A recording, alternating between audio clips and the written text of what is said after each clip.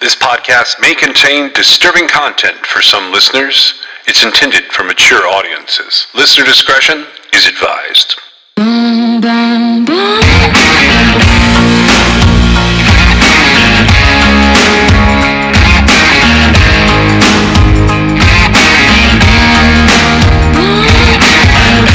This is True Crime XS.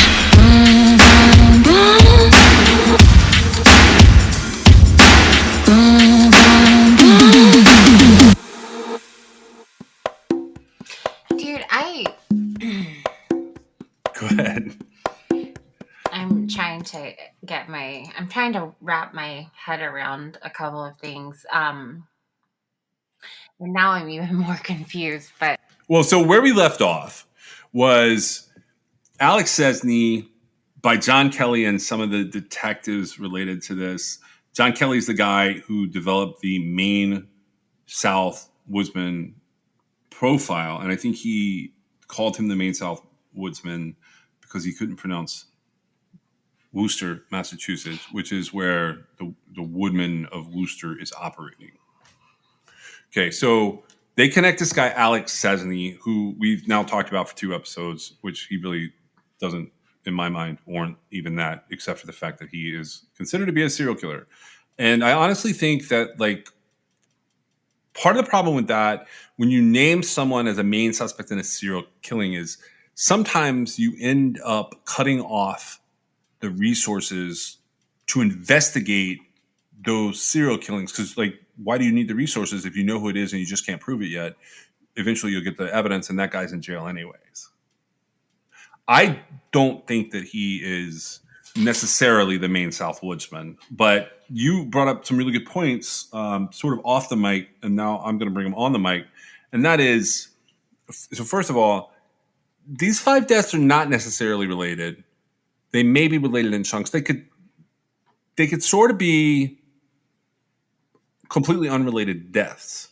You get a little weird time and geography wise when you say that, but they are working in high risk situations. And one of the things I was telling you was they call this Maine South. That's the area that it's in. It's in Worcester County, Massachusetts.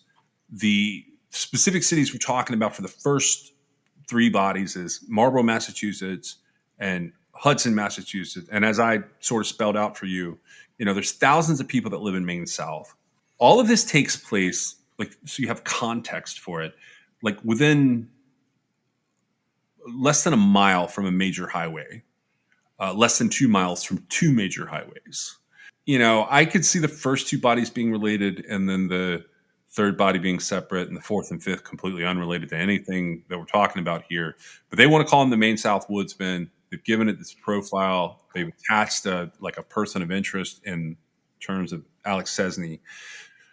You and I have tried to be really careful with what they're doing here. And the way that you've described it to me is like they see a cluster and they assume the cluster is related. right. And then you've got the Maine South Woodsman killings, and A boogeyman, basically. right. And then they they decide that a guy that was genetically linked to a case in 1996 of murder who is serving a life in prison, they name him. He's the only named suspect, I believe, right? In the Maine South case, he's the one that's the only one that's talked about in the media. He's the only one that's been sort of linked publicly. Okay. And so that doesn't do anybody's case any good. Now, I do not want to disparage the women who were found, the victims, or the bodies that were recovered, and that's not what I meant to say here. There's some confusion for me, and I think I'm finally realizing why none of this makes sense to me. But so here's my thinking on this. It sounds like there's quite a bit of action happening here in this little cluster of towns. There's women that are sex workers, and there's people who do drugs. I mean, I assume it's pretty typical of any town, but that's the link between these people, right? Yeah, that's the link, is that there's sex workers from the same general neighborhood. There's like a red light district there. Okay, and so I'm trying to think of how to put this. I would venture to say that the average person that indulges in sex workers trade, like business, a John, right? They are more than likely not a serial killer, the average ones, right? Yeah, I think it's gonna be a really low. It's gonna be a low percentage. Like we talk on everything else, it's gonna be like one of those. I don't want to say 1% of 1%, but it's gonna be a finite percentage. Okay, and so so this is how I sort of always think about it. What are the chances that you're going to have, and I don't know the numbers really, but what are the chances that you're going to have, these 5 sex workers who also use drugs all encounter the same killer and he's going to kill them and dump them accordingly, versus what are the chances that these women are with whomever, whether it's through their sex work or through a date or through hanging out with their friends, they OD, and the people around them panic and dispose of the body. That's what we got into with like the Jeff Davis cases. And I feel like I may be being a little bit skewed, but and because these women, I believe they were a little older than most of the Jeff Davis situation. But and so you can tell me I'm being skewed if I am, but I would say that if we had all the information available, statistically speaking, like sex workers on the job would more than likely overdose than be strangled or killed. I mean, that's an interesting perspective. I don't know the answer to that. I would think, personally, I do understand some of the substance abuse issues that come with that high risk lifestyle. And I do, without further digging, I can't speak with any authority other than to say, I personally believe that that's probably a pretty high percentage of the deaths that come with. It's an overdose, right? Yeah. The substance abuse overdose, whether it's on the job or not on the job or whatever, like, and that goes with just general overdoses of people who have engaged in sex work, and also like actual partying is what we called it in previous episodes, where it's a group of people and they bring drugs and that's part of the trade. They're all sitting there and the party's in their head. Right. Like, but I would think that those two things, I don't know which one would be more frequent or not, but I would say that like sex workers probably are more likely to encounter some type of assault or death by a customer. And I would say that there's probably an equal or higher number of sex workers who encounter death by substances. Okay. So do you think they're more likely to overdose or be murdered if they were to die in that situation? I have read data to suggest, and like some of this data with UK data, that occupational homicides were very high, but that also, while those have trended upwards in the 90s and the early 2000s, they started to trend downwards, and substance abuse has taken it over. Analyzing it in terms of like overdoses versus strangulations specifically, or other homicides, or is any very sort difficult. of intentional type murder, even if it's like an accidental murder that like hands on. I think that gets into, yes, I think that would be correct. You start with the overdose homicides and the accidents. The intentional murders are probably underneath that, statistically speaking, but intentional murders by a serial killer are even infinitely less. Okay, that is what I'm getting at here. Now, directly contradicting that, we have Gary Ridgway. Yeah, Green River is different. Which he is so covered, and I briefly looked into him, but not anywhere near what I would need to like really have an opinion about it. And so, there are serial killers that kill prostitutes. They're easy marks in some ways for someone who's a predator. They are, but and I'm not dispelling that. I'm not saying like that they don't get murdered. They absolutely do. I'm just saying that it I know that their bodies had decomposed by the time they were found and they were probably just nothing but like dry bone, right? But there was no obvious cause of death, right? Correct. And with that, it's going to be extraordinarily difficult to have any sort of justice if there was something that happened, regardless of whether it's like disposing of a body. I don't know. What do you think about somebody putting two of their victims really close together like that? Well, I mean, you either have a dump site and it's intentional, or you have potentially a pimp or a common person who maybe is the cleanup person, or you could have a serial predator, or you could, in Well, some instances, have coincidence. okay, well, so what I wonder is like, would you be more likely to dump two bodies that overdosed together or two bodies that you murdered together? I think two bodies who overdose would be the easier dump together Right. or close together. Murdering, I think I want some distance. If I'm just putting myself in one of these guys' heads for a minute, I think I want some distance. That's not always true, but I think I would want some distance between the bodies so that they can't tie back to me. And I'm sure as hell not going to put them close to my house. This Okay. guy, just to be clear here, we went back and figured out Alex Sesney's age. He's 52 years old. If I don't know if he's actually still alive. I was trying to look that up when we started recording, but He he is. would be 52 years old if he's alive and incarcerated today. So in these 2003, 2004, 2007 cases, that would make him born in 1970. He would Right. be in his 30s doing this. Yep.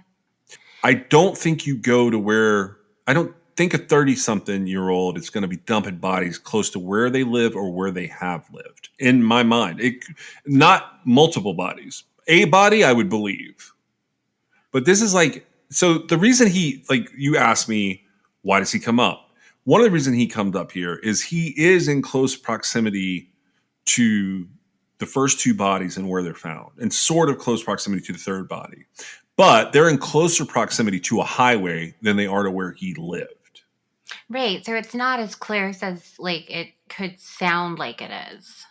Yeah, it's still close. It's still the same little area, but yeah, ultimately, I have some trouble with this one. Well, and I have thought, and it stands to reason logically, and depending on like when you're looking at this, that a couple of things. You're not going to dump a body close by to where you live, if you're the perp, right? If you're a serial killer, Right. You're not going to dump multiple bodies. yeah. Okay. And then you have to wonder, they were found so close together. Like, is it possible that like two assholes that accidentally strangled the sex worker they were with to death, could they have picked the same spot, like, being mutually exclusive of being involved in the other one's crime? Like, that's not going to happen either, right? Well, we're jumping to strangulation too. We don't know that they're strangled. Like cause of I death know has that, not been but able to be I'm not determined talking about these girls. I'm talking in about general. Okay.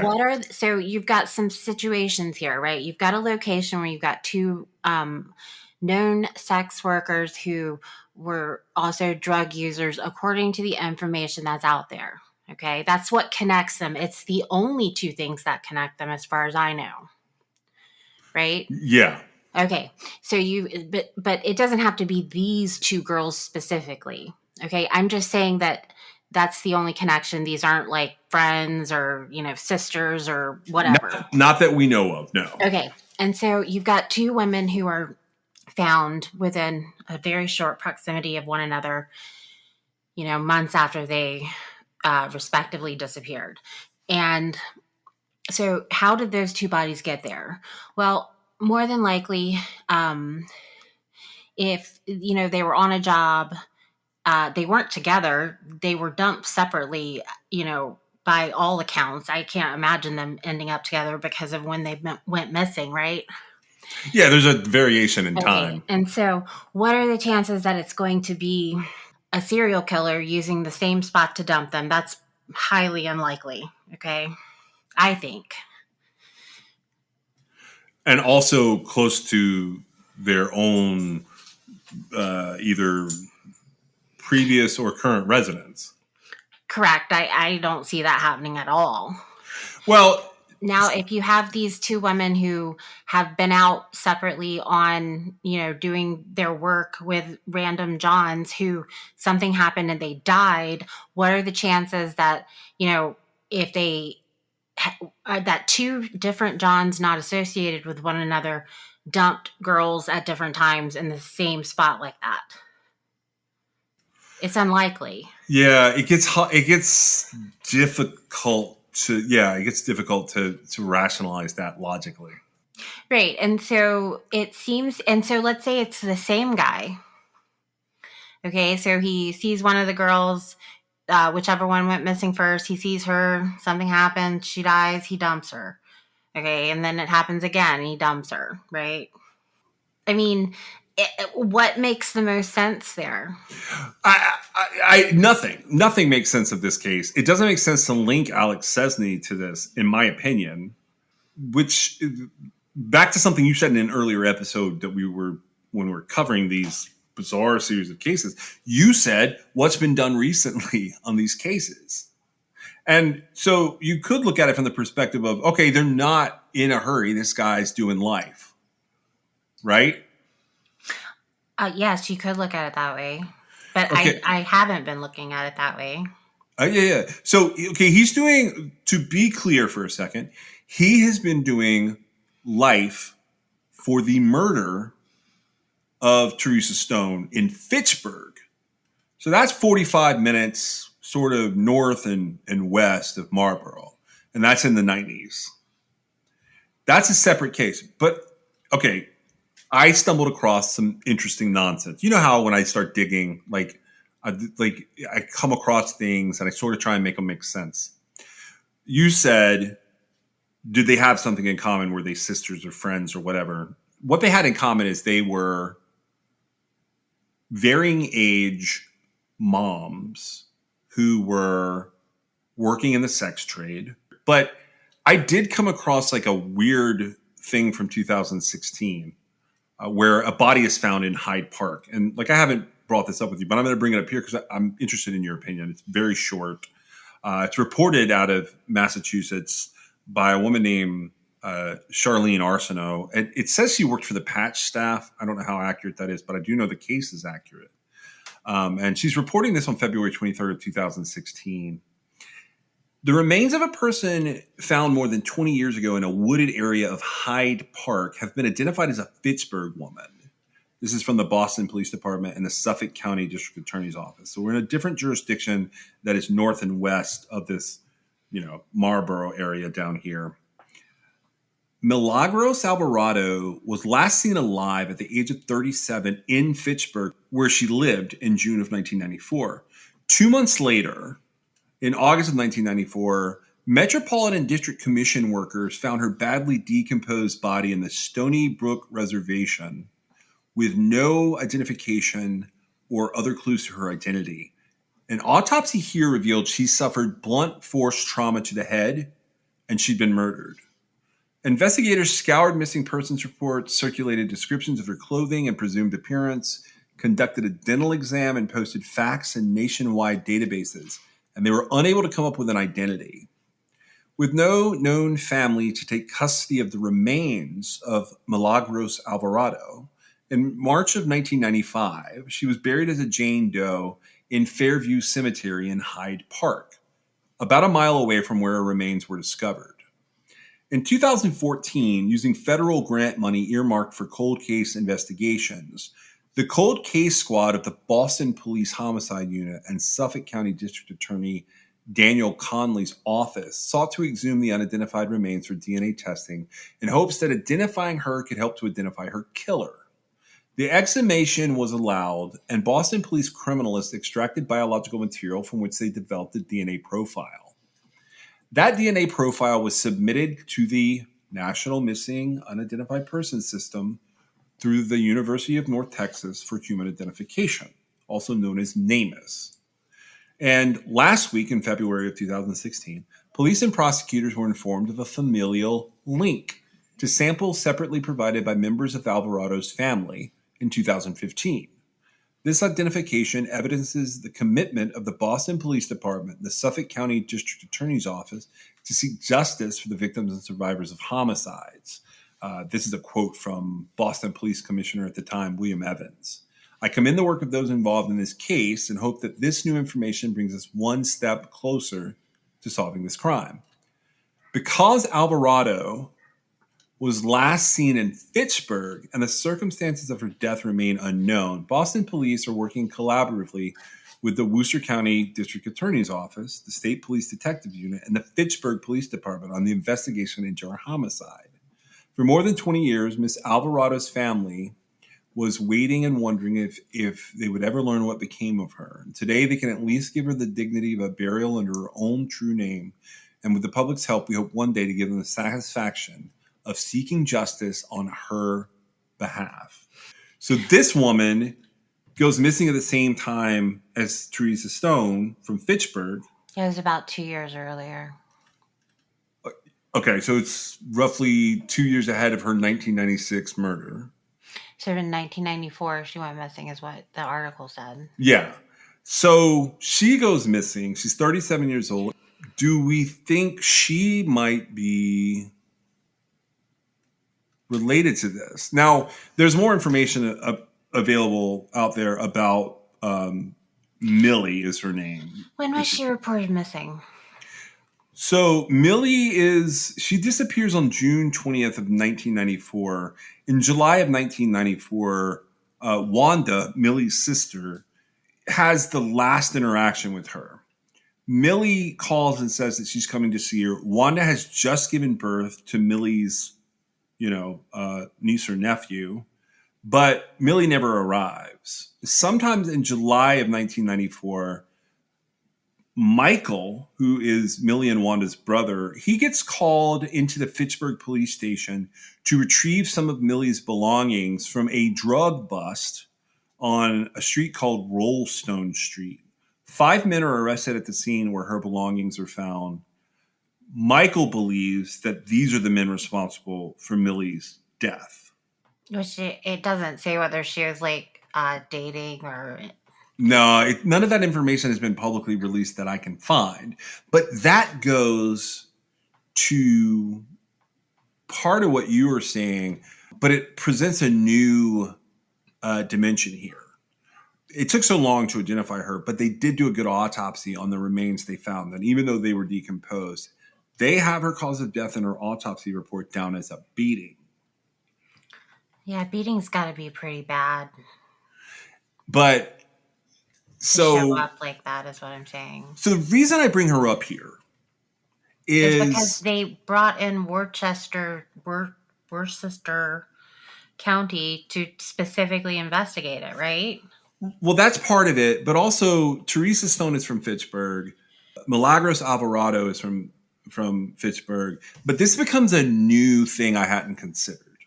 And here's what it becomes. You said, would one single person, whether it's an accident or an overdose or an actual serial killing or just killing, would they drop them in this one place? Like repeatedly? Would they put multiple bodies in the same place? So here's what I ask of you. If multiple people are involved in this, like there's a group of guys that their thing is, they get together to party, and they abuse a prostitute, and they beat them and strangle them and give them drugs and do things to them. Would they dump multiple bodies in the same place? Well, I don't know, because I don't see. I feel like the evidence that linked him to the 1996 case doesn't warrant that question. Oh, yeah, no, I agree with that. I'm just thinking of, Fitchburg being close to Marlboro, both of those having ties to Cesny. Is that why the police haven't pursued Cesny? Because they haven't done anything to him in terms of charging him with any of these other Maine South Woodsman cases, which you and I are skeptical if they're even serial killings in the first place. I feel like it's highly unlikely that they're serial killings. And I feel like it's highly unlikely because here's the thing. He was not, he wasn't accused, right? In the case that he was acquitted, like that came in like the mid 2000s, right? 2006 or something like that. Yeah, that's when. So Okay. 2007 is when he ends up being linked to all of this. Okay, and so he left DNA behind in 1996. This guy is not a peach. I mean, he's a murderer, right? We know that he killed this woman. He's been convicted of it, and there was by a lot. In fact, it was very detailed that I assume has already aired about how that all went down, right? Right. It stands to reason that he wasn't aware yet that that was going to be his downfall when he was committing these other murders, right? Correct, as far as I'm concerned. Okay. And while, yeah, it is possible that I feel like there's this a stark distinction between the 96 murder. Her body was found Right where it dropped. And how long did it take? It was found within like hours, but it took them a long time to solve it. It took years and years to solve it. So getting away with a murder of a body that's been found like pretty quickly is way different than hiding a body and nobody knowing that they're dead. Do you see what I'm saying? That's actually like it's two completely different things, right? Oh, 100%. I mean, that's why I brought it up. And so, how much effort does it take to, not dispose of a body? Because of the circumstances in the 96 case, we know that, like, basically where she landed is where she stayed. And he got away with that for all those years, okay? Right. Why on earth would he ever move a body? Well, so it made me wonder, were the police and this guy, John Kelly, thinking that what we see with this possible serial killer called the Maine South Woodsman, were they seeing that as like escalating behavior where he's getting better at killing and he's getting better at disposing of the bodies and making it more complicated because you start to see months and months between when they go missing and when they're found? Is he doing that because of this paranoia or fear that he had from that first 1996 murder? Because, like, no matter how we shake this, the way that we laid out the court evidence in that case, I firmly believe that what Alex Sesney did to Teresa Stone was rape, even though he gets off on the rape part.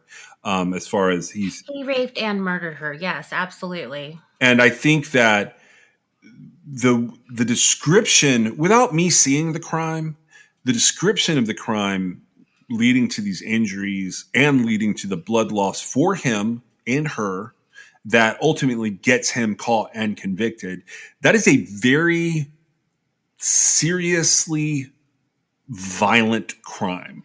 Well, you know what's interesting to me is I felt like she exited the vehicle. But then how does his blood get there? Well, because I feel like when she realized the situation was going wrong, whatever happened, right? I felt like she jumped out of a moving vehicle, and I felt like that's where a lot of that bruising and stuff came from. Like, because if you remember, like, it was like on one side, it was all these, like, I think even broken bones, maybe. She had numerous injuries and so broken bones. It was almost like when she jumped out, she rolled.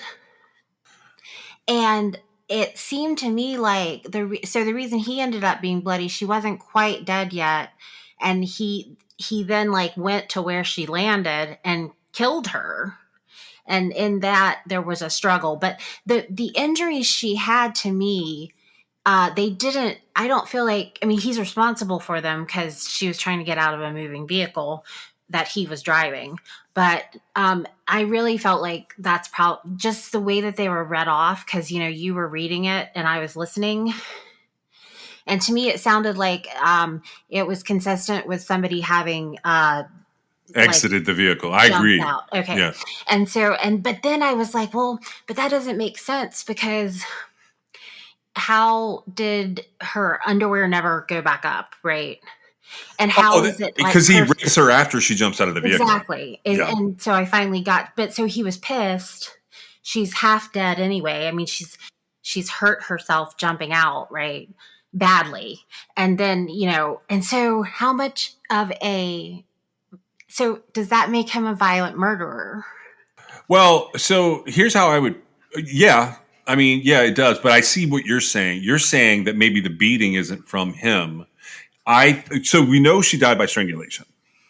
Right. Well, which, yes, he killed her no matter what. But I felt like those injuries, I think he was pissed because I think she didn't want to have sex with him.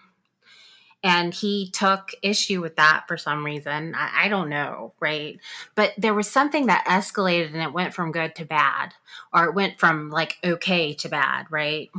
Well, she had already apparently told her kid that she didn't want any part of it. And so what I think, if I follow what you say and I run with what you're saying here, It's just speculation. They're in a moving vehicle. He puts his hands on her. She says no. She says, "Take me home." He says no. And they start getting into like as much of a struggle as you can get into when you're in the front of a car or the front of a truck Driving, right? while you're driving. He speeds up. She exits the vehicle when she realizes there's something seriously wrong with this dude.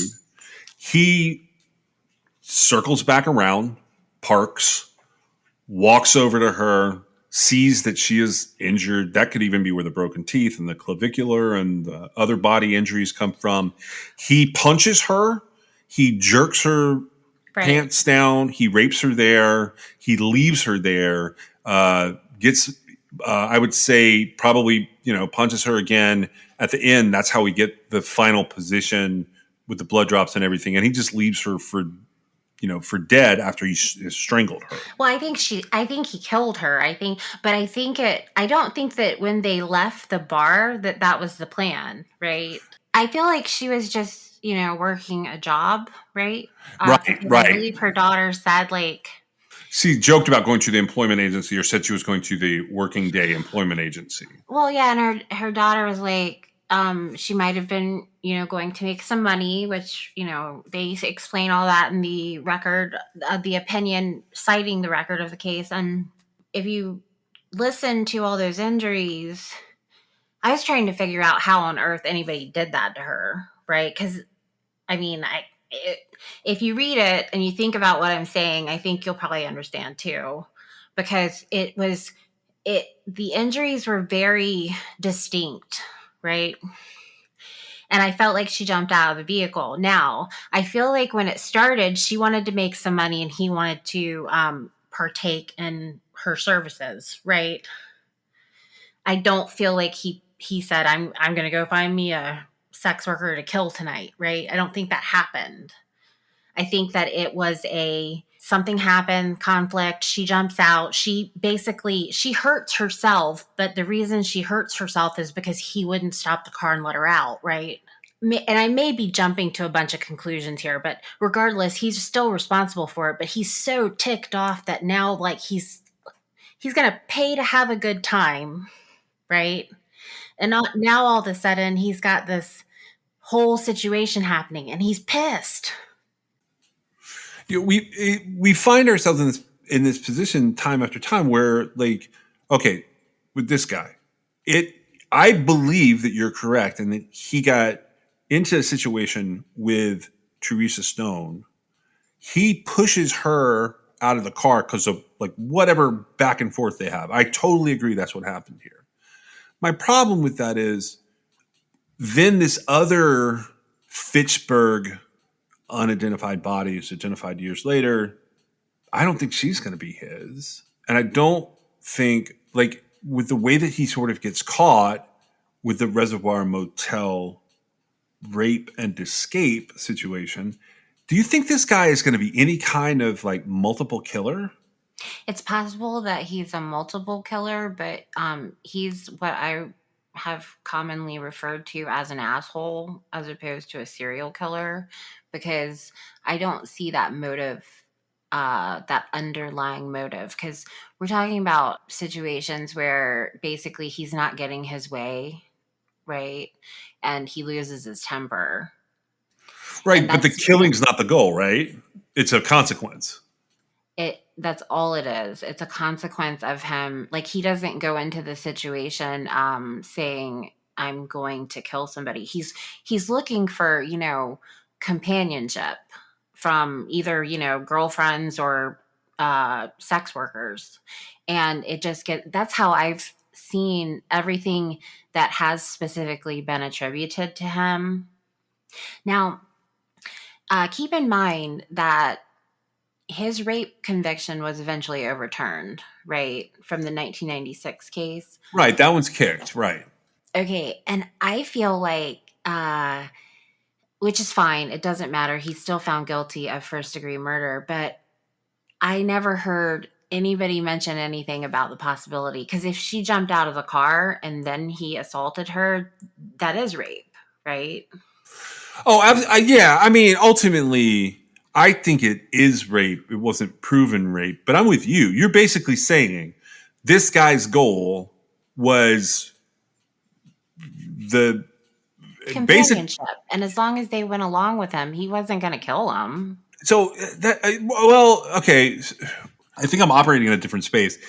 So if he doesn't get companionship, coerce them into sex or whatever, then it escalates to rape. And then if he doesn't, if they make that hard, it escalates to murder. Is that the idea? Well, I'm not entirely sure because the 1996 case is like so bizarre. It is a weird case. And if he threw her out of the car and then injures her that way, then it's more of an anomaly. So the rape is the commonality that he has as far as his like criminal career goes. It's raping. It's not murdering. Let's say that the conflict didn't occur. She never like either got pushed or jumped out of the vehicle, and the assault never took place. If I recall correctly, they had an ongoing. They knew each other, right? That it's implied that they knew that he had used her services before. Okay, and so when you have, I feel very strongly that when you have like a situation where there's at least a repertoire between the two people, like that guy's never going to be a serial killer if one of those girls ends up being dying, right? That's going to be one of those situations where something happened. But because you got this weird thing where somehow she ends up out of the vehicle and dead, having been and the evidence showed that she basically had never gotten dressed from either the point she had sex or the point that she was attacked, right? Right. She never got up again. And, that brings up this whole thing where it's like, could it possibly be consensual sex if you end up dead at the end of it? But, whatever. So because of that dynamic, you have to wonder, well, if everything had gone smoothly, what would have occurred? And I think it would have just been, they did their thing, whatever it was, and they went back to normal life, and then however long later they did it again. And so I think it's just a disagreement that I think he, like I said, he's an asshole and he loses his temper, right? Now, if she jumped out of the truck, like that, I guess would be on her a little bit, but depending on what's happening in the truck, right? I don't think it's on her, but I see what you're saying. You're basically saying that he didn't physically cause that, even if he had a confrontation with her or something and she jumped out to whether it's life or death at that point, it becomes life or death. So jumping out of the truck is a catalyst in some ways. It is. And, I don't know what occurred. And, this never came up, right? It never came up. Oh, this is on us. But based on the description of her injuries, it made the most sense. It was almost like she jumped and rolled. That's how that her injuries sounded to me, out of a moving vehicle. Well, and if somebody jumps out of your vehicle, I haven't had a whole lot of contact with somebody that doesn't de-escalate when something like crazy happens. Do you know what I mean Yeah. when I say that? Yeah, this is pretty off. So if what we're speculating on, which is from your theory that her injuries in the Teresa Stone murder, which was a couple episodes back now, are from exiting a vehicle while it's moving at at least some rate of speed and rolling essentially to come to a stop, and then him coming up behind her, uh, and he does at that point assault her in some way, because to me that makes it an aggravated rape again, and I don't know that the court would look at it that way. That's how I know the court wasn't considering that, because their aggravated rape was there's no evidence of the lack of consent. Evidence of the lack of consent, if she's unconscious or severely injured, that becomes a different story.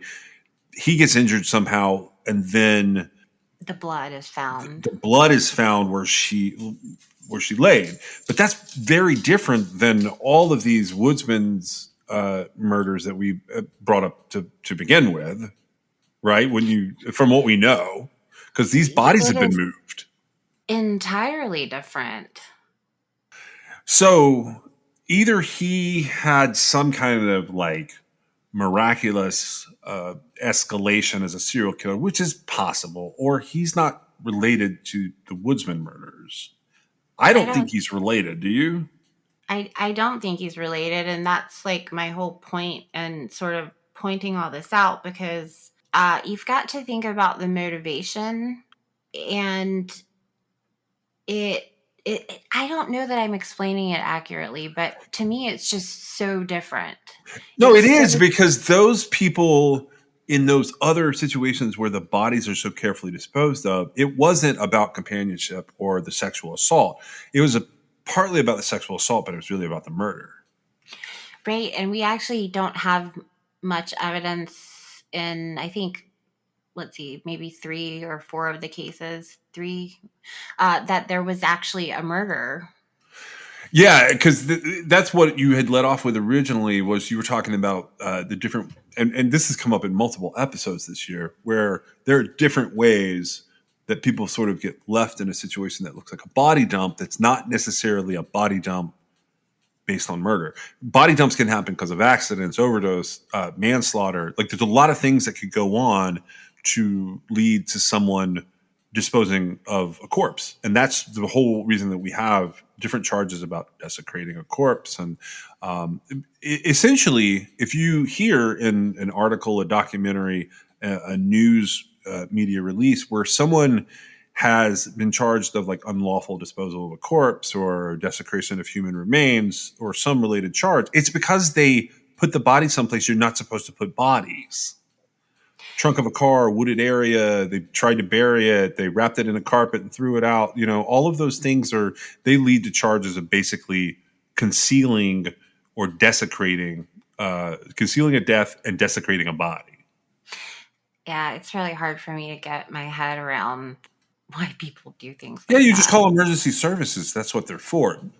So this is where I'm going with this episode and this guy, Alex Sesney. He somehow gets dropped in, not just as potentially the woodsman by Kelly and his crew and the detectives that are working what is this Marlboro woodsman or the Worcester woodsman or the Maine South woodsman, depending on what you read about it. He ends up being on another potential list for these New Bedford, Massachusetts crimes that occur between 1988 and 1989, specifically March of 1988 and April of 1989.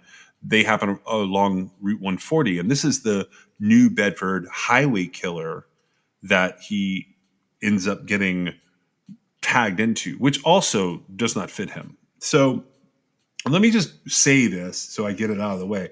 The Maine South Woodsman case, the reason it caught my attention is because the profile that Kelly put together was interesting to me.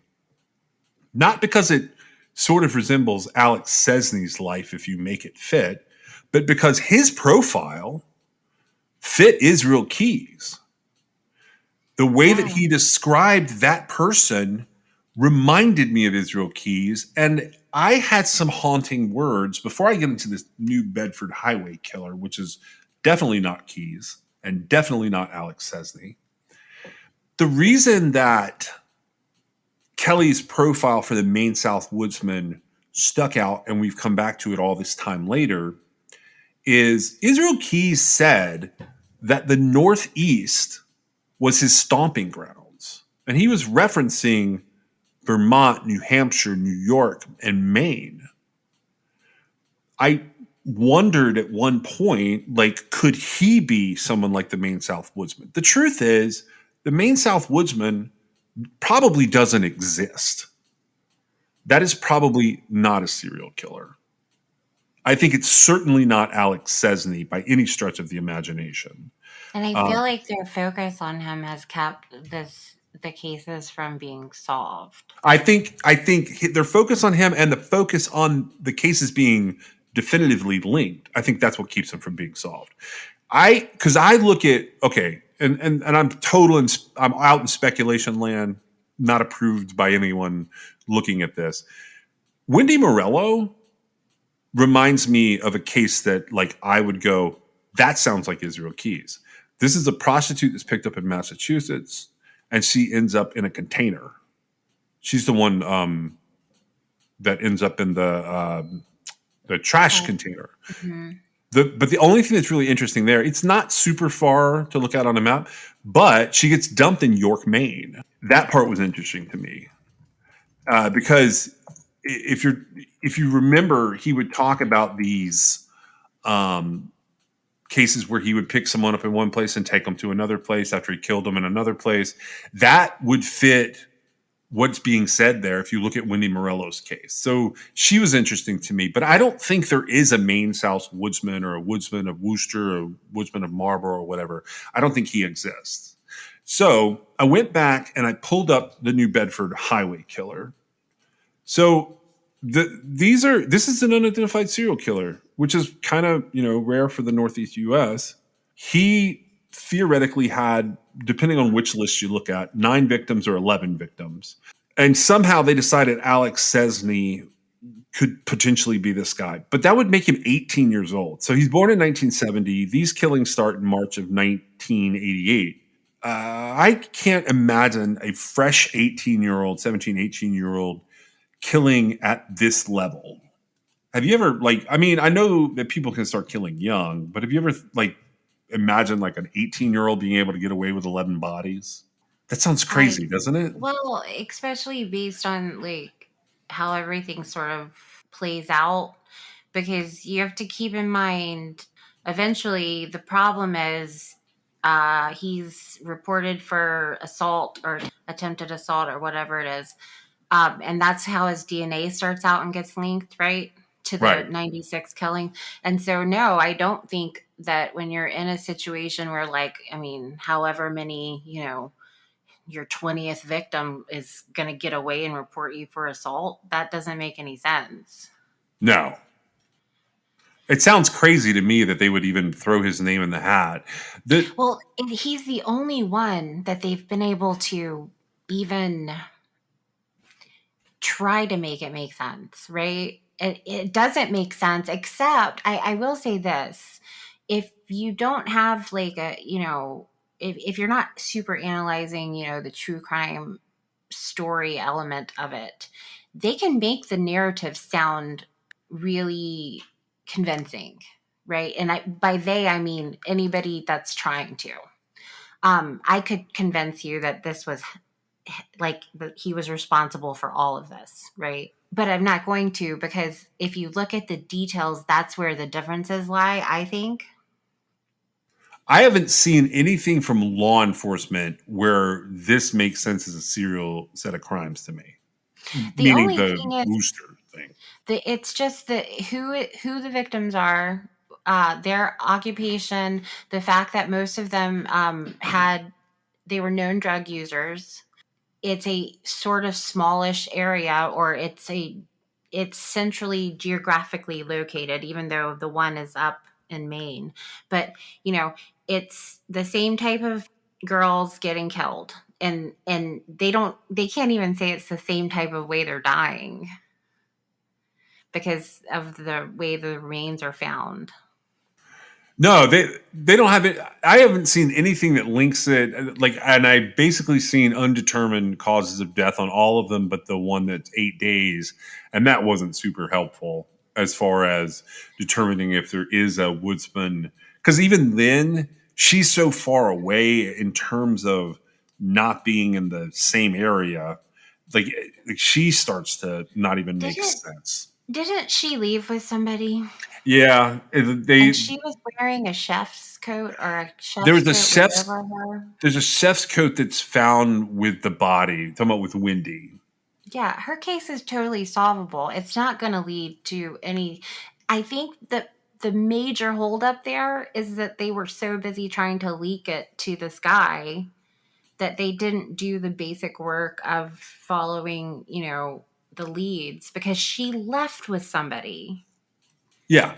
That person is either the person who killed her or would know some information that might lead to the person that killed her. Well, yeah. I mean that your standing order on all of this is who was the last person seen with the missing person. That's the way we've approached everything we've done for years, and it doesn't mean that we're making them automatically a person of interest or a suspect. It's It just just something means that's got to be checked out because, let's say that they just picked her up and dropped her off somewhere, right? But that information is crucial, and I haven't seen it, which, we don't have access to like the nitty gritty of the investigation, but we have access to like the true crime entertainment narrative that's out there about this guy that they think is this like multi-part serial killer, right? And it just doesn't fit. And I think that part of the, why hasn't, Wendy's case been solved? I don't know why it's not been solved. I assume they were the ones she thought she was the one that law enforcement thought would like yield the most evidence, and I have not seen where they've even confirmed that's the case. Well, and what I heard was that they were looking for evidence on this. Excuse me, but this is how I heard it. This fresher body That's how that they would said it. Yes, that because would she was lead found in a to short period of time, as opposed to being essentially bone. decompensated, where they couldn't even figure out the manner of death. Right, but the problem with, and so I don't know that that's what happened, but that's what the narrative reads as. And to me, they were looking for the serial killer as opposed to looking for who did this to Wendy. Yeah, I think that's what complicates it. I think what complicates those collections of cases over there that they call Maine South Woodsman, and law enforcement barely addresses it. It's really addressed by this profiler guy from Stalk Inc. But if they're looking for a serial killer that wraps it all up, I have a feeling they stop looking at particular suspects when they don't fit the serial narrative. And I personally don't think it fits any kind of serial narrative now that I've started to dig into it a little bit more. But I know it doesn't fit Alex Sesney, which was sort of the point we were getting at here. You mean for the individual cases, right? Like, so if they had a suspect for Wendy's case, if it didn't fit the serial narrative, then they'd be less likely to pursue that. Is that what you're saying? Yeah, I mean, I think it. I hope that they're looking at it as individual cases. I don't know that that's the case. I think Wendy Morello's case may be open because it doesn't seem to fit what they've got going on, or they may not have. Well, it's possible that they know exactly who the last person she was with is, and they know whose, chef's coat that was, and they've done all that investigation, and they still couldn't get enough evidence to charge the person or what have you, right? But they haven't thrown anybody a bone as far as getting them off the, that she's also a victim of a serial killer, right? Now, I know that there's exceptions to this, but for the most part, I think you and I agree serial killers are very rarely going to kill people that they are going to pick up from their house, like willingly, right? Like For the most so, part, yeah. somebody Unless they saw her, take them. but that's different, right? Like somebody Yeah. saw her exit her residence and run and get into somebody's vehicle, right? Like, oh, yay, I'm going, right? Not like a gun being forced out of their house. That's different. I know that I know that it's not a cut and dry situation. For the most part, serial killers don't kill their acquaintances or their friends. Yeah, I mean, there's some, like you said, there's some mix and match that goes on with that in terms of I would say that serial those murders predators. are Go ahead. different. Yeah, Those those murders don't even count as part of the serial murders, which makes this like a really weird semantic thing to get into. But that just happened. Like, there's this part of them that's a murderer, and then there's a part of them that's doing the serial predator thing, and they're sort of unrelated in a weird way. Because when you're and they're rare. They're so rare. there, yeah, In fact, Edward Kemper's like the only one that I can really think of right off the top of my head. that did the stranger and the acquaintance and family and friends thing. Right. That's different though, because like his is an evolving situation, and he goes back to it. He's like the rarest of the rare, but also like he's like one of the ones that we study to get information about serial predators, which to me makes no sense because he clearly sort of steers conversations and is a manipulator on top of being both a murderer, meaning the people close to him, and then a serial predator, meaning the girls he would pick up. Right. It's a And co-ed so killer. logic follows the fact that, okay, if you've got a serial predator, serial killer, unless they haven't started yet, like if they're a serial killer in the making, but if they're a serial killer, logic follows that they're never going to want to make themselves a suspect, right? Most of Unless them, 99% of them, yes. unless they're trying to give up, right? Which that rarely happens, but I mean it does happen, I guess. But if they're looking to maintain, being a serial killer, if they kill somebody that's in their circle of people and they're going to be looked at, it brings everything crumbling down. And that's why I think it makes sense that and plus it just doesn't go along with with what's going on in their head, what serial killers are thinking, right? They're not looking for, because any murder that is out of love, money, or revenge, like if that's the motivation, it's not a serial killer No, it's murder. removed. Yeah, it's removed from this. I think people miss that it's removed. It's a different type of thing. Well, right. And that's why I think it's important if you're going to, know about that type of stuff or care about that type of stuff. It's important to realize how different it is, because it goes from being a situation where you can, not cause somebody to kill you for love, money, or revenge to being open season because you didn't do anything to that person. Right. And so, all right, I want to touch on this New Bedford highway killer. That'll be what we close out this episode with, because this is one that fits exactly what you're talking about, I think. The New Bedford highway killer was an unidentified serial killer responsible for up to 11 deaths. And that's 9 women that we know are dead and 2 additional disappearances. And like I said, it was March 1988 through April of 1989. So the killer is also suspected to have assaulted numerous other women. All of the killer's victims were either known sex workers or drug addicts. All of them were taken from an area called New Bedford. Now, today's population in New Bedford, it's probably 100,000 people or so, I think. This is in Bristol County, Massachusetts, that New Bedford exists. Now, while they were taken from there, their bodies are all found in surrounding towns along Route 140. That's Dartmouth, Freetown, Westport. There is a detective involved in this case that was sort of chasing it out of New Bedford, and that's a guy named John Dextrador. So these victims are, first one is Robin Rhodes. She was 28 years old, Last seen in New Bedford at the end of March or the beginning of April 1988. Her body gets found on March 28th, 1989, along Route 140. And then there is Rochelle Clifford Dopierala, Dopierala. She was 28, last seen in New Bedford in late April 1988.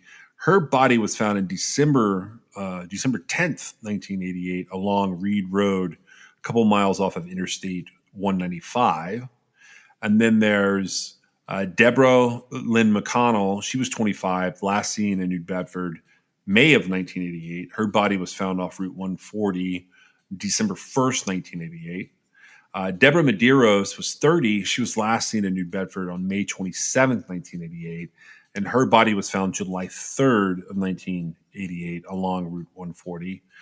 Christine Montero was 19. She was last seen in New Bedford late May of 1988. Her body's never been found. Marilyn Roberts was 34. She was last seen in New Bedford in June of 1988. Her body has also never been found. Nancy Paiva, 36, was last seen on July 7th, 1988 in New Bedford. Her body gets found July 30th, 1988 alongside Interstate 195. Deborah DeMello, she was 35 when she was last seen in New Bedford in July of 1988. Her body gets found November 8th along Interstate 195, also 1988. Mary Rose Santos was 26. She was last seen in New Bedford in July 16th of 1988. Her body gets found March 31st, 1989, but she's found along Route 88. Sandra Botello was 24 when she was last seen in New Bedford, August 11th, 1988. Her body gets found April 24th, 1989, along 195. And Dawn Mendez was 25 when she was last seen on September the 4th of 1988. Her body ends up being found November 29th, 1988, alongside Interstate 195. So this is an honest to God like guy that's going to one town, or guys, I guess, going to one town, and he takes 11 people around the same age ish. Most of them are in their 20s or 30s. You have, a 19-year-old in the mix. They're around the same age. They all disappear in a pretty short period of time, and they're either found dead or they're not found ever again. Does that fit what you're thinking when you think of a serial killer? It's possible. The way that I looked at, so I was looking at the Bedford case specifically for Cessny, right? Right. Because he had been presented as a possible suspect in that case. And I haven't looked into each and every single one of these cases of the 11 victims, but I will at some point. And the very first thing I would do is see like whether it warranted, you know, I don't know what happened to these women. Do you? No, I've just started looking into it. I pulled up some of the case materials. Here's my problem with this. This is the end of the time where they were not paying that much attention to high risk victims. So what you can find is that these cases might have just been dumped together as serials and they could have nothing to do with each other. Right, which is sort of our point. I don't know that for these cases. I do know that as you're reading them off, the dates are absolutely close together and, possibly some sort of pattern. So this made me think of Clay. That's exactly what I thought of. And not that like it's going to be Clay, but it made me think of Clay because this is what I would sort of expect to read about his cases, right? Yeah. Now I don't know that, I'm not saying that this is him at all, but somebody like him. And then I immediately was like, well, were they beat with hammers? Well, we're gonna start dissecting this case next, but like right off the cuff, do you believe that this one is Alex Cessny? That's sort of where I'm headed. I feel really confident in saying that Alex Sesney is not, he's not the New Bedford highway serial killer. He's not the North Main woodsman. He's not the Worcester serial killer. He's not a serial killer, I don't think. Yeah, I don't think so either. Now he's not a I don't know that he's a good guy. I mean, he doesn't sound like a peach because of the things he has been convicted of. Which it's man, this is a little bit off, but don't you wonder like how they managed to use that evidence? Yeah, you're talking about the Teresa Stone connection to the Reservoir Motel thing. Is that where you're headed with this? Well, I'm not. Well, I know you probably don't want to talk about it, but and I don't know how much No, we've no, covered. I But do want to. so okay, so in essence, and I was trying to think how if it could have been overcome, which maybe it could have been, because all he has to do is provide, and they just get a court order for another sample. But in theory, what happened was when he was arrested for this assault case he was acquitted of, right? Right. And so it wasn't a question of the fact of like, did it happen or not? Because I think it was a question of consent, right? Like the girl was Right. saying, I didn't consent, and he was saying she did, and then there just wasn't enough evidence to convict him of it, and so he was acquitted of the charge. However, the nature of the charge, when he was arrested, it's got to be when he was arrested because he was never convicted. But so when he was arrested, they took a DNA sample that they put through CODIS that matched a sample that was found from the 1996 case that had been entered into CODIS for her unsolved murder and rape or her attack. It matched, right? Well, when you're acquitted of things, your DNA sample is supposed to be disposed of. Yep. And so, obviously I'm not trying to give this person, an out or anything. I'm just saying, I feel like it could raise some issues. I guess it could have been overcome in ways, I don't know. Because what probable cause could you use if somebody's acquitted of an assault? What probable cause could you use to get a warrant? So here's my thinking on what they were doing there. So he gets charged with this rape. They get his DNA. They run his DNA against CODIS. That's the moment where we would have to figure out Well, and that's the what problem. is the legal. Like, so, I guess they're. So, Go ahead. well, so this is what my thinking would be. Okay, well, we got a CODIS hit, and that's why we need to verify it. Except most of the ways, this would have been in like 2005-ish, around then, I think 2006 maybe. And so the laws are getting ironed out, but in theory, anything found based on his DNA being put into the system at the time of his arrest, the probable cause stems from the DNA sample that was subject to him being arrested for the crime he was then acquitted on, right? And so, from a Fourth Amendment standpoint, the deal is if he was convicted, the evidence would remain in CODIS.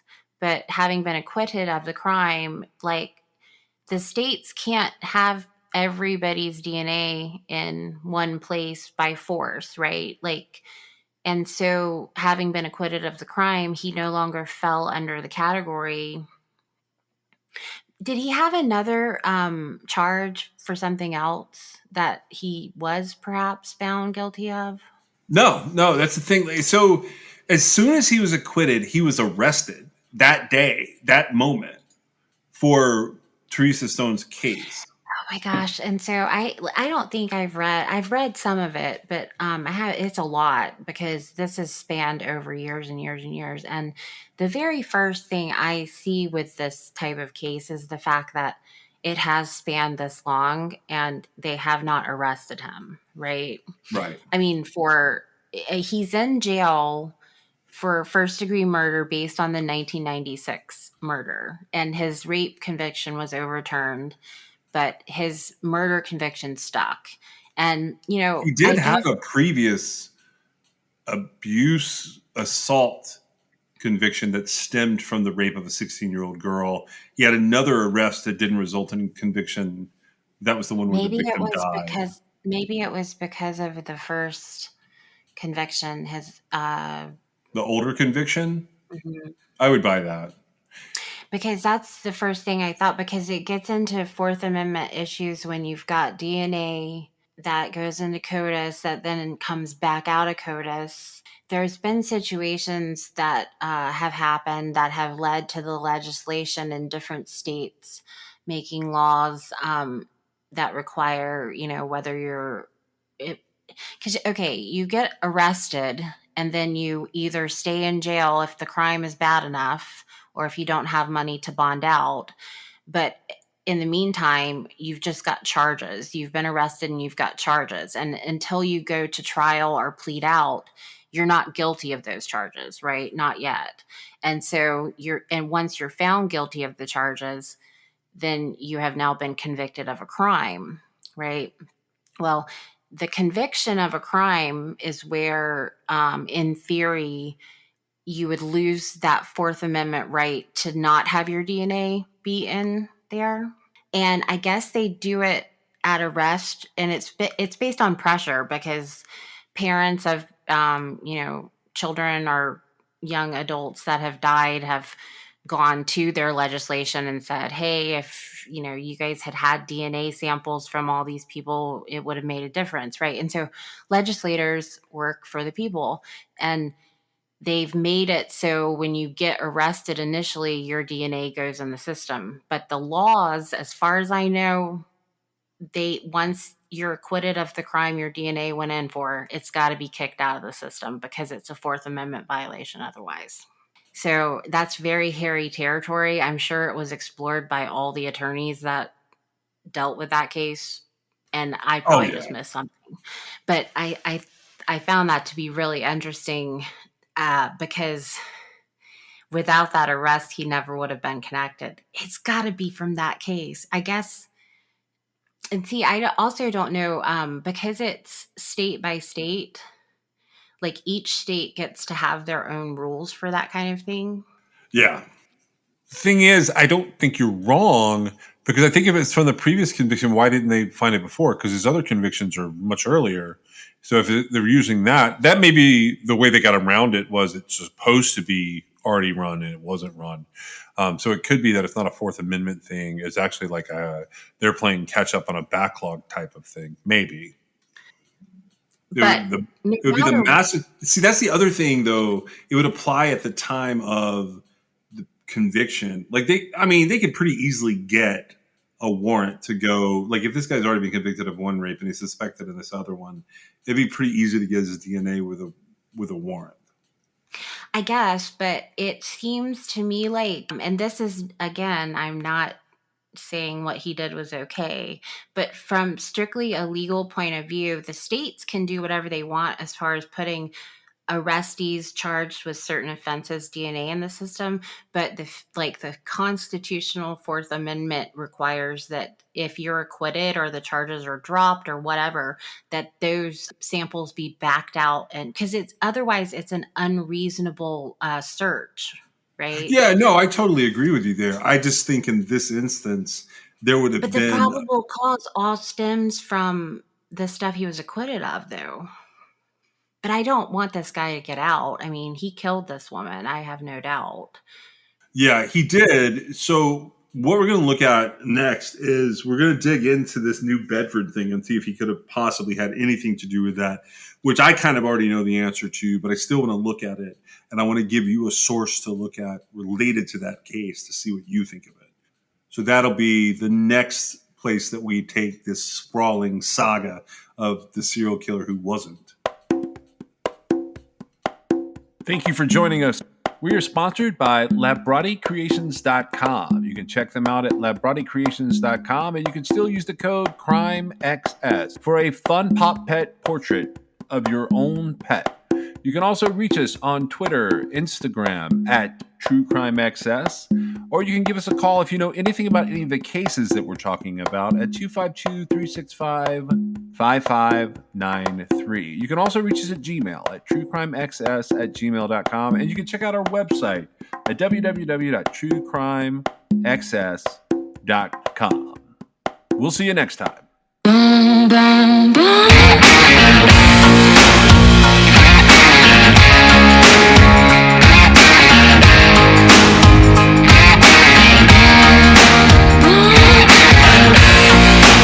This is True Crime XS.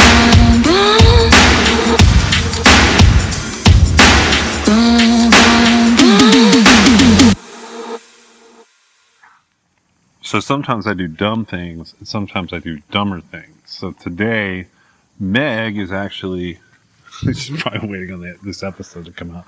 She's actually helping me with something. And no, we don't live in the same area, but I am actually headed to a missing persons scene where we think we know what happened, but we're not sure because they need some proof of death, I guess, would be in this scenario. So that is what I'm heading out to do. So where I've been, did you see the videos I sent? Can you hear me? I can. Okay, so did you see the videos that I sent over? Yeah. So my guess is, just to give audience an idea of what's happened, I decided to go out to this accident scene. Accident scene's about 10 days old, give or take, 10 or 11 days old. It happened the 14th. So the idea is, this is kind of a classic, interesting missing persons case for me. On the one hand, I thought, ooh, there's a truck driver involved, and could it be something nefarious? I don't think that's going to be the case. So without naming names or anything, because we may cover this later, a young woman gets into a truck. The truck drives a great distance from where she's picked up. It's not quite 6 hours, but it's over 5 hours. Is that right? Correct. And essentially, it appears that the truck driver fell asleep, and they hit a bridge, and the large, stanchions that hold up a bridge, and the truck burnt up pretty completely. It's pretty well gone. So they found the driver, and they found his dog. His dog, yeah. Yeah, so they were in the front, but according to police body camera and family and friends, and from what I've seen, it looks like what you were pulling was kind of social media mixed with communications records, where it's a pretty clear trail that she was in this truck. Right. I don't really think there's much doubt. And if there is, I can't find it. Yeah, I was able to see where she had pinged 45 minutes away from. I thought it was an hour, but it's more like 45 minutes away from the crash site. And so you've got a young missing woman, an older man driving a truck, and then this horrible, horrible, very fiery accident. And, she's far from home. And ultimately, my thought is if he had fueled up in this recently, which he probably would have. I'm just basing that on my own experience traveling up through there. If I were dealing with a truck, I certainly would have fueled up. She would be essentially sitting on top of a lot of diesel fuel. And right. And so she had hitched a ride. I don't know. I'm not super familiar with it, but apparently over the road truck drivers that, they are on the road for days at a time. Occasionally they'll take somebody with them, right? It appears their friends are, I'm not really sure what their relationship was, but reading through the different messages I saw, it seemed like maybe she had gone with him before, and then she lets her mom know she's going to go with the person for 2 days, and it's almost like her mother's completely familiar with what's going on, right? Yeah.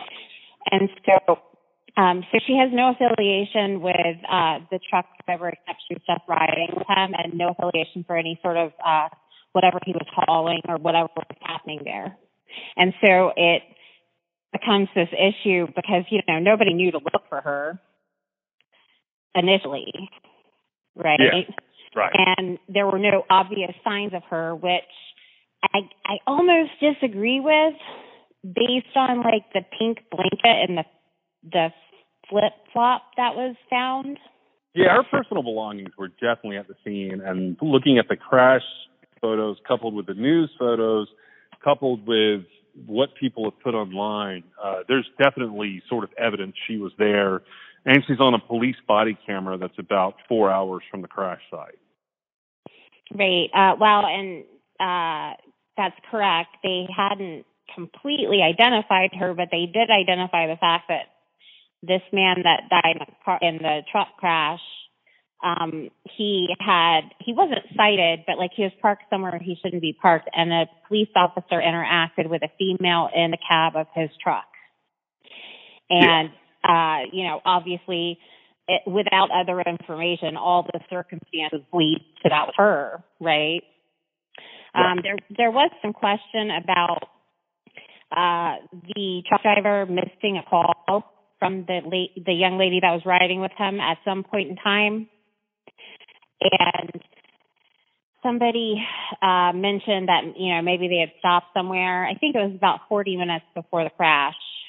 Maybe they had stopped somewhere and he was in the store and she called him to tell him to get her something or something like that.